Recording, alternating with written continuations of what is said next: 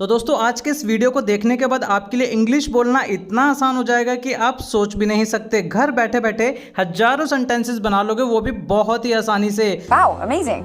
अगर आपको बिल्कुल भी इंग्लिश नहीं आती है, ना तो आप इंग्लिश बोल पाते हो ना लिख पाते हो, फिर भी आप आज और अभी से इंग्लिश पढ़ना, लिखना और बोलना ज़रूर सीखोगे, वो भी इस वीडियो के माध्यम से। तो दोस्तों अगर आप भी कुछ नया सीखना चाहते हैं, इंटरेस्टिंग सीखना चाहते हैं, तो वीडियो में मेरे साथ एंड तक बने रहिए। चलिए फटाफट से अपना आज का लेसन शुरू करते हैं। सबसे पहले मैं आपको सिखाऊंगा is am are and was were का यूज़, लेकिन इसका यूज़ सीखने से पहले हमें ये जानना जरूरी है कि ये इज एम आर और वॉज वर आया कहाँ से, ये है क्या आखिर। तो दोस्तों ये आया है बी से। अब बी का क्या मतलब होता है ये देख लेते हैं। बी का मतलब होता है होना, यानी किसी भी चीज़ का होना, जैसा मेरा टीचर होना, मौसम का गर्म होना, आसमान का नीला होना, बर्फ़ का ठंडा होना, इस तरह से। तो चलिए मैं आपको एक सेंटेंस बनाकर यहाँ पर दिखाता हूँ। जैसे कि मैंने यहाँ पर लिखा आई बी आर टीचर, तो यहाँ आई का मतलब क्या हो गया, आई का मतलब हो गया मैं, टीचर का मतलब क्या हुआ अध्यापक, और बी का मतलब हो गया होना। तो क्या ये सेंटेंस सही है? क्या होना होगा यहाँ पे? नहीं, मैं टीचर होना ये कैसा सेंटेंस है? नहीं, यहाँ पे होना नहीं होगा। तो इसी होना को बदलने के लिए हम क्या ये करेंगे, बी की फॉर्म को चेंज कर देते हैं। जैसे कि मैं टीचर हूँ, तो होना को हमें हूँ में कन्वर्ट करना है, हूँ में बदलना है। तो इसको सही तरीके से बनाने के लिए, सही तरीके से लिखने के लिए हमें दूसरे शब्दों की ज़रूरत पड़ेगी। तो इसलिए हमने बी को प्रेजेंट में बना दिया इज एम आर, और पास्ट में हमने इसको कर दिया वॉज वर। है ना कितना आसान। तो चलिए अब एक एक करके मैं इनके यूजेस को आपको सिखाता हूं।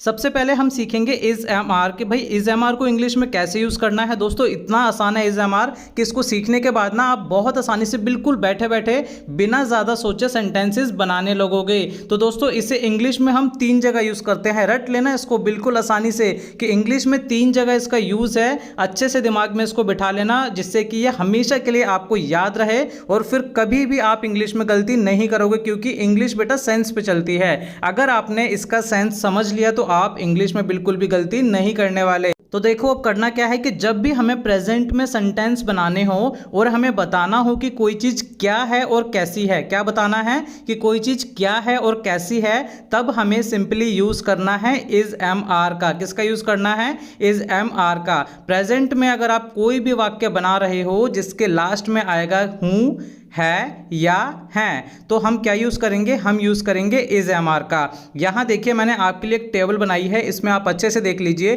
कि कौन से सब्जेक्ट के साथ हमें इज लगाना है, किसके साथ एम आएगा, किसके साथ आर आएगा। इसे आप अगर एक बार अच्छे से देख लेंगे तो आपके सेंटेंसेस बहुत ही आसानी से बन जाएंगे। तो इस टेबल को आप देख लीजिए, इसका स्क्रीनशॉट ले लीजिए। चलिए अब हम यहाँ पर सेंटेंसेस बनाकर देखते हैं दोस्तों। कि मैंने लिखा मैं खुश हूँ, बिल्कुल छोटा सा सेंटेंस लिखा मैंने, मैं खुश हूँ। तो इसे हम कैसे बनाएंगे? अब देखो बिल्कुल सिंपल है भाई कि मैंने लिखा मैं खुश हूं, तो मैं लिखूंगा मैं के लिए मैंने क्या लिखा आई, हूं के लिए मैंने लिख दिया एम, और खुश के लिए मैं क्या लिखूंगा हैप्पी। तो सेंटेंस क्या बनेगा दोस्तों? I am happy. है ना कितना आसान। देखिए दूसरा सेंटेंस देखते हैं, तुम मेरे दोस्त हो। तो तुम के लिए क्या लगाएंगे? तुम के लिए मैंने बताया अभी टेबल में, तुम के लिए आएगा यू। यू के साथ हम क्या लगाएंगे? आर लगाते हैं, क्योंकि यू क्या है? प्लूरल है। तो यू के साथ हमने लगाया आर। और मेरे दोस्त के लिए क्या हो गया? My friend. You are my friend. इसी तरीके से ये सेंटेंस देखिए, वह घर पर है। She is at home. She is at home. वह यानी लड़की की बात कर रहे हैं तो शी लगा दिया। शी सिंगुलर है, इसके साथ हम इज लगाते हैं। और घर पर होने के लिए हम क्या लगाएंगे? At home. She is at home. इस तरह से ये देखिए और भी सेंटेंसेस मैंने यहाँ पे दे रखे हैं, आप इसका स्क्रीनशॉट ले लीजिए और इनको अपनी नोटबुक में लिख सकते हैं, इसकी प्रैक्टिस कर सकते हैं। इसके बाद हम बढ़ते हैं इसके दूसरे यूज़ की तरफ। इसका दूसरा यूज़ भी बहुत सिंपल है। इसे हम यूज़ करते हैं प्रेजेंट कॉन्टिन्यूस टेंस में। इसको प्रोग्रेसिव टेंस भी बोलते हैं।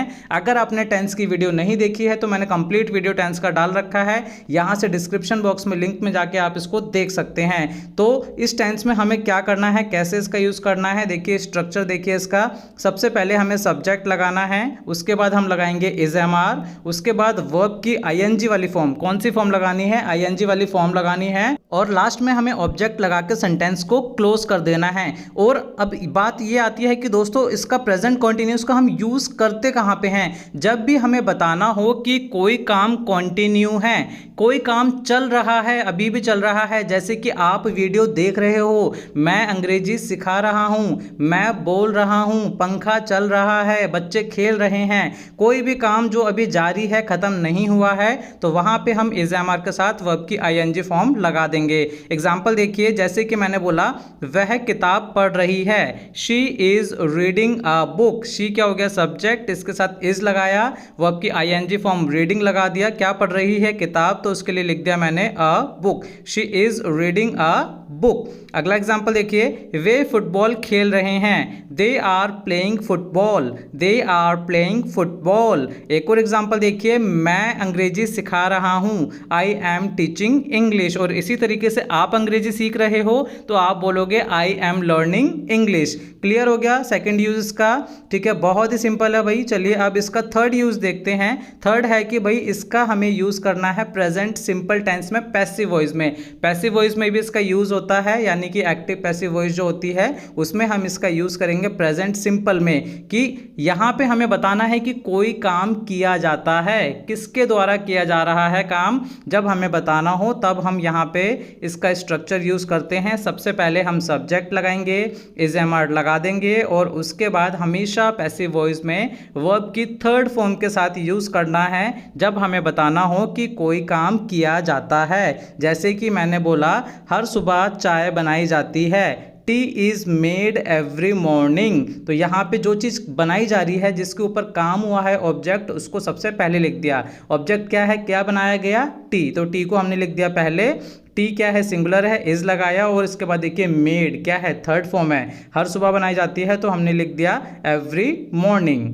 एक और एग्जाम्पल देख लेते हैं इसका। एक और एग्जाम्पल है, कमरा रोज साफ किया जाता है, the room is cleaned daily, the room is cleaned daily. तो देखिए यहाँ पे कितनी आसानी से हमने इज एम आर के तीनों यूज़ सीख लिए हैं। इसी तरीके से इसके अगर हमें वॉज वर्ब के यूज़ सीखने हो तो वॉज वर्ब का यूज़ भी बहुत ही आसान है। वॉज वर्ब में भी आप बहुत आसानी से सेंटेंस बना सकते हो। आपको क्या करना है, जितने भी इज एम आर वाले सेंटेंस है वहाँ पे हम क्या लगा देंगे, वॉज वर्ब लगा देंगे। वॉज वर्ब की ये टेबल देख लीजिए एक बारी, किसके साथ हमें वॉज लगाना है और किसके साथ में हमें यहाँ पे वर्ब लगाना है। तो वॉज वर्ब का ये पहला यूज़ हुआ कि भाई जैसे कि इज एम आर में हमने यूज़ किया था, हमने प्रेजेंट में बताया था है, हूँ, है, ठीक है, किसी भी चीज़ के बारे में बताना हो। ऐसी पास्ट में कोई चीज़ था, थी, थे, या किसी चीज़ के बारे में बताना हो, कोई चीज़ कैसी थी या क्या थी, तो उसके लिए हम किसका यूज़ करेंगे, वॉज वर्ब का यूज़ करेंगे। जैसे कि मैंने बोला तुम मेरे दोस्त थे, अभी हो नहीं, थे मेरे दोस्त, तो मैं बोलूँगा यू वर माई फ्रेंड। क्या बोलूँगा, यू वर माई फ्रेंड। इसी तरीके से मैंने बोला वह घर पर थी, she was at home, she was at home. एक और एग्जाम्पल देखिए, मैं खुश था, आई वॉज हैप्पी, है ना, कितना आसान इसका यूज़। इसी तरीके से सेकंड यूज़ जो हमने प्रेजेंट कॉन्टिन्यूस में किया था, अब इसको पास्ट कॉन्टिन्यूस में भी यूज़ करते हैं वॉज वर्ब को। जैसे कि पास्ट कॉन्टिन्यूस टेंस में कैसे यूज़ करेंगे कि हमें बताना हो कोई काम जारी था, पास्ट में कोई काम कंटिन्यू चल रहा था। जैसे कि बच्चे खेल रहे थे, द चिल्ड्रन वर प्लेइंग। क्या लगा दिया मैंने, इज एम आर के बदले अब वर्ड लगा दिया, है ना, कितना सिंपल। इज एम आर को बस बदलना है और कुछ भी नहीं करना, बाकी सारी चीज़ें सेम रहेंगी। द चिल्ड्रन वर प्लेइंग, मैं खेल रहा था, आई वॉज प्लेइंग, वह सो रही थी, शी वॉज स्लीपिंग, मैं जा रहा था, आई वॉज गोइंग, हम अंग्रेजी सीख रहे थे, we were learning English. Clear है। और इसी तरीके से जो थर्ड यूज़ था इज एम आर का, ऐसे ही वॉज वर्ब का थर्ड यूज़ ये होगा कि इसको हम यूज़ करेंगे कहाँ पे, पास्ट पार्टिसिपल में इसको हम यूज़ करेंगे, पास्ट सिंपल में यूज़ करेंगे, पैसिव वॉइस में। कैसे इसको यूज़ करना है देखिए, यहाँ पे हमें क्या करना है, सब्जेक्ट लगाएंगे, इज एम आर के बदले अब हमें वॉज वर्ब लगाना है और वर्ब की थर्ड फॉर्म लगा के इसको ख़त्म कर देना है। जैसे कि हर सुबह चाय बनाई जाती थी, T was made every morning, कमरा रोज़ साफ़ किया जाता था, the room was cleaned daily. तो अब आपको बिल्कुल आसानी से वॉज वर्ब का और इज एम आर का यूज़ क्लियर हो गया है। तो चलिए अब हम आगे बढ़ते हैं अपने यूज़ ऑफ हैज़ हैव और हैड की तरफ। हैज़ हैव और हैड का यूज़ बहुत आसान है। तो हैज़ हैव का यूज़ कहाँ करना है हमें दोस्तों, हैज़ हैव का यूज़ हमें करना है पोजेशन के लिए। जब हमें बताना हो मालिकाना हक, कोई चीज़ मेरे पास में है, कोई चीज़ मेरे पास है, वो मुझसे बिलोंग करती है, मेरा अधिकार है उस पर, तब हम हैज़ हैव का यूज़ करते हैं प्रेजेंट में उस चीज़ को बताने के लिए। देखिए हैज़ किसके साथ आएगा, हैज़ आएगा ही शी इट और सिंगुलर नाउन के साथ। हैव का हम यूज़ करते हैं आई, यू, वी, दे और प्लूरल नाउन के साथ। एग्जाम्पल देखिए, जैसे कि मैंने बोला मेरे पास एक पेन है, क्या है मेरे पास, है ना, पेन पर किसका अधिकार है, मेरा अधिकार है। तो मैंने बोला कि भाई आई हैव अ पेन, आई मैं के लिए, ठीक है, पास है के लिए हैव लगा दिया, क्या है मेरे पास, पेन है, तो a pen, I have a pen. एक और एग्जांपल देखिए, उसके पास एक साइकिल है, शी हैज़ अ बाइसिकल। और एग्जांपल यहाँ दे रखे हैं, देखिए साइड में इतने सारे एग्जांपल आपके लिए मैं लेकर आया हूँ। अब क्या करना है दोस्तों, अब इसी हैज़ हैव को प्रेजेंट में हम यूज़ करें, लेकिन मैं बोलूँ कि भाई पास्ट में यूज़ करना है कि मेरे पास कोई चीज़ थी, तब मैं क्या बोलूँगा, इसको हैड बोल दूंगा। जैसे कि मेरे पास एक पेन है, आई हैव अ पेन, मेरे पास एक पेन था, तो मैं बोलूँगा आई हैड अ पेन। क्या बोलूँगा, आई हैड अ पेन। उसी तरीके से मैंने बोला उसके पास एक साइकिल है, उसके पास एक साइकिल थी, शी हैड अ बाइसिकल, है ना, पास है तो बोलूँगा अभी है, प्रेजेंट में तो शी हैज़ अ बाइसिकल, और पास्ट में थी तो शी हैड अ बाइसिकल। ठीक है, तो ये था हमारा हैज़ हैव का, हैड का पहला यूज़। इसके बाद और भी जगह इसको हम यूज़ करते हैं। कौन से यूज़ होते हैं इसके, देखिए इसको हम यूज़ करते हैं टेंसेज में। कौन से टेंस में, इसको हम यूज़ करेंगे प्रेजेंट परफेक्ट टेंस में, यानी कि जब हमें बताना हो कि कोई काम कंप्लीट हो चुका है, कोई काम खत्म हो चुका है, मैं उस काम को कर चुका हूं, ओके, तब हम उसे बताने के लिए क्या करेंगे, स्ट्रक्चर यूज करेंगे, हैज़ हैव के साथ वर्ब की थर्ड फॉर्म लगाएंगे। कौन सी फॉर्म लगाएंगे, थर्ड फॉर्म लगाएंगे। जैसे कि देखो यहाँ एग्जांपल देखो, बिल्कुल सिंपल एग्जांपल है, मैंने बोला उसने अपना काम खत्म कर लिया है, यानी कि वो अपना काम कर चुका है, उसका काम कंप्लीट हो चुका है, तो मैं बोलूँगा he has finished his work, he has finished his work. एक और एग्जांपल देखिए, मैंने दोपहर का खाना खा लिया है, I have eaten lunch, I have eaten lunch. Clear हो गया। अब इसी के साथ यहाँ पे आप देखिए कि भाई पैसिव वॉइस में प्रेजेंट परफेक्ट में यूज़ करना है हमें हैव बीन का।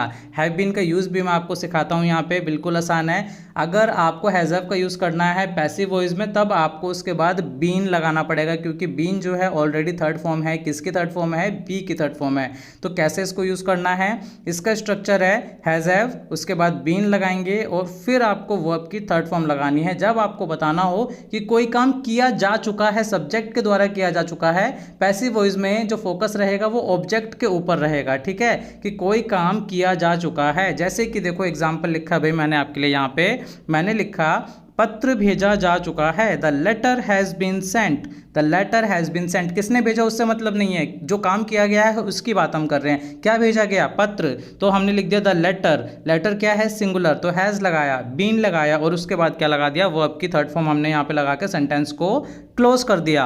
एक और एग्जांपल देखिए, यहाँ पे मैंने बोला कि भाई होमवर्क पूरा कर लिया गया है, the homework has been completed, the homework has been completed. Okay, clear है यहाँ पे।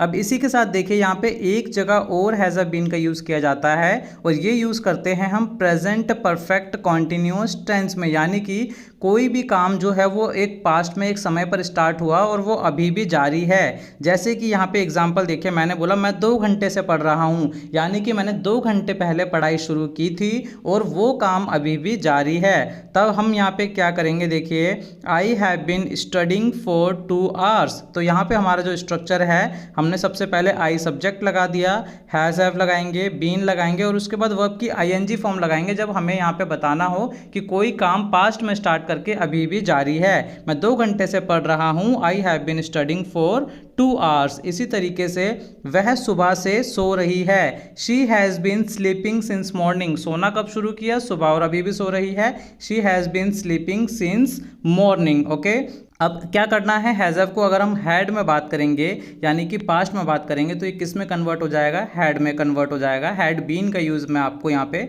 सिखा देता हूँ।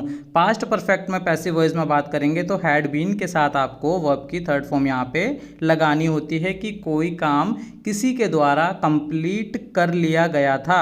ठीक है, जैसे कि एग्जाम्पल देखिए यहाँ पे कि मेहमानों के आने से पहले केक पकाया जा चुका था, तो the cake had been baked before the guests arrived, यानी कि वो काम जो है किया जा चुका था। एक और एग्जांपल देख लीजिए यहाँ पे, बैठक से पहले दस्तावेजों पर हस्ताक्षर किए जा चुके थे। The documents had been signed before the meeting. ठीक है, तो ये देखिए यहाँ पे कितने सारे यूज़ हमने सीख लिए। इज एम आर के यूज़ हमने सीखे, वॉज वर के यूज़ हमने सीखे, हैज़ हैव का यूज़ सीखा, हैड का यूज़ सीखा, हैज़ हैव बीन का यूज़ मैंने आपको सिखाया, और उसी के साथ लास्ट में हैड बीन का यूज़ हमें कैसे करना है ये भी हमने बहुत ही आसानी से सीख लिया। इतना इजी वीडियो है दोस्तों। अगर आपको ये चीज़ें नहीं समझ आई, एक बार में नहीं समझ आई, 2 बार देखिए, 3 बार देखिए, लेकिन इस कॉन्सेप्ट को ऐसा अपने दिमाग में बिठा लीजिए जिससे कि आप इसे कभी भी ना भूल पाओ। बहुत आसानी से इंग्लिश बोलने लगोगे, गारंटी के साथ मैं आपको बता रहा हूँ। वीडियो अगर आपको पसंद आई है, अच्छी लगी मेरी वीडियो, तो आप इसको लाइक करिए, ज़्यादा से ज़्यादा अपने दोस्तों के साथ शेयर करिए, और उसी के साथ चैनल को सब्सक्राइब कर लीजिए और बेल आइकन को प्रेस करना ना भूलें, जिससे कि हर एक न्यू वीडियो की नोटिफिकेशन आपको टाइम पर मिलती रहे। तो मिलते हैं आपसे अगले वीडियो में एक और नए लेसन के साथ।